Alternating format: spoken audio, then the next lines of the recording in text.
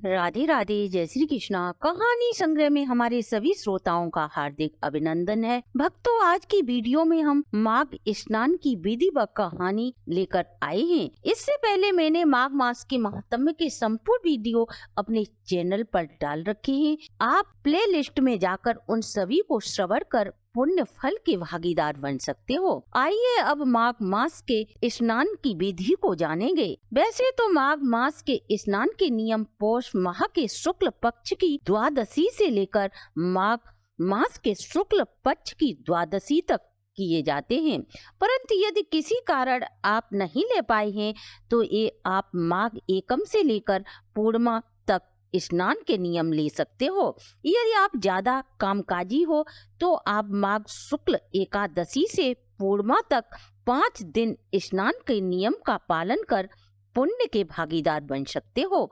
इस नियम में स्नान, दान और ध्यान तीनों का बेहद ही महत्वपूर्ण स्थान होता है। माघ मास के व्रती को चाहिए कि वह सूर्योदय से पहले उठकर नित्य कार्यों से निवृत्त हो गंगा, यमुना, नदी, तालाब, कुआं आदि में स्नान करे।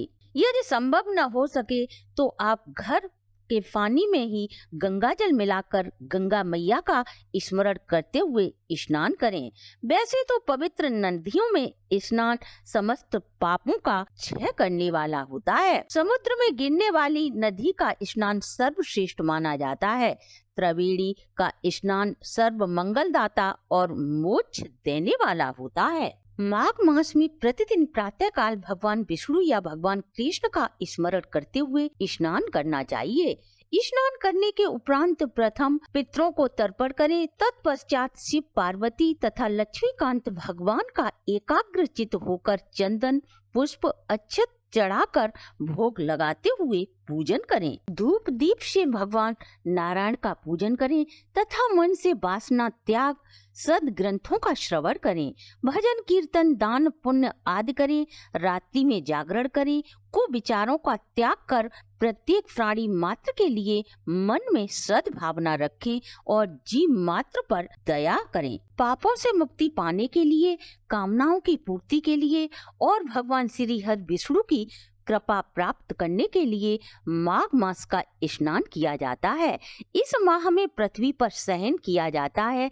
निराहार रहकर या एक समय भोजन कर तीनों समय भगवान श्री हरि विष्णु का पूजन किया जाता है। सफेद तिल या तिल से बने लड्डुओं को नित्य प्रति वैष्णव ब्राह्मण को यथाशक्ति पैसे रखकर गुप्त दान करें। तिल का दान महादान की श्रेणी में आता है। दोपहर के बाद घर आए हुए भिक्षुक को अन्न, जल आदि का श्रद्धा अनुसार दान दें। खाली हाथ कभी न लौटाएं। इस प्रकार करने से अवश्य ही मोक्ष की प्राप्ति होती है।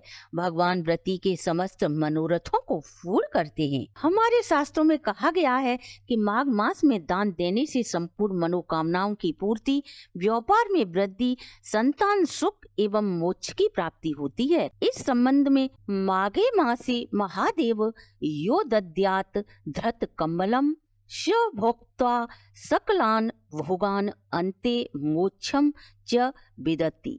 आइए अब माघ मास के स्नान की कहानी श्रवण करते हैं। स्कंद पुराण के रेवा खंड में माघ स्नान की कथा का उल्लेख किया गया है। प्राचीन काल में नर्मदा नदी के तट पर सुव्रत नामक एक ब्राह्मण निवास करता था। वह सभी वेद शास्त्रों का ज्ञाता था, किंतु उसका स्वभाव में धन संग्रह करने का मनोभाव अधिक था, अर्थात वो कंजूस था। हर समय धन एकत्रित करने की बात ही सोचता रहता था। इस प्रकार उस ब्राह्मण ने बहुत सा धन एकत्रित कर लिया, परंतु वृद्धा अवस्था के दौरान उसे अनेक रोगों ने घेर लिया, जिसके कारण वह धन का उपयोग करने में असमर्थ हो गया। उसे मृत्यु निकट दिखाई देने लगी। अंतिम समय जानकर वह सोचने लगा कि जब यमराज के सामने मैं जाऊंगा तो पुण्य के रूप में मैं क्या बताऊंगा। तब उसे ज्ञान हुआ कि मैंने पूरा जीवन धन कमाने में लगा दिया, अब परलोक सुधारना चाहिए। वह परलोक सुधारने के लिए चिंताचूर हो गया। अचानक उसे अपना परलोक सुधारने का विचार याद कर एक श्लोक याद आया जिसमें माघ मास के स्नान की विशेषता बताई गई थी। वह श्लोक इस प्रकार है। माघे निमग्रा सलिले सुतीते विमुक्त पापा स्त्र दिवम प्रियांति। इस प्रकार माघ मास की महत्वता समझते हुए उसने माघ स्नान का संकल्प कर लिया और इसी श्लोक के आधार पर नर्मदा नदी में स्नान करने लगा। 9 दिनों तक प्रातः नर्मदा के जल में उसने स्नान किया और 10वें दिन स्नान के बाद उसने अपना शरीर त्याग दिया। शुभ व्रत ने अपने जीवन में वैसे तो कोई अच्छा कार्य नहीं किया था, लेकिन अंतिम समय माघ स्नान करके पश्चाताप करने से उसका मन निर्मल हो गया, पुण्य का पलड़ा भारी हो गया। माघ मास के स्नान करने से उसे स्वर्ग की प्राप्ति होती है तथा माघ स्नान करने से उसके साथ उसके सभी पितर भी स्वर्ग को पहुंच गए। इस प्रकार अंतिम समय में उसके द्वारा माघ मास स्नान करने से उसके पितरों का परलोक सुधर गया। तो भक्तों, ये थी हमारी आज की प्रस्तुति। आप व आपके परिवार पर भी ऐसी ही कृपा भगवान विष्णु की बनी रहे, इसी शुभकामना के साथ आज की वीडियो को हम यहीं विश्राम देते हैं। अगर आपको हमारी प्रस्तुति अच्छी लगी हो तो आप हमारे चैनल को लाइक, सब्सक्राइब और शेयर करें।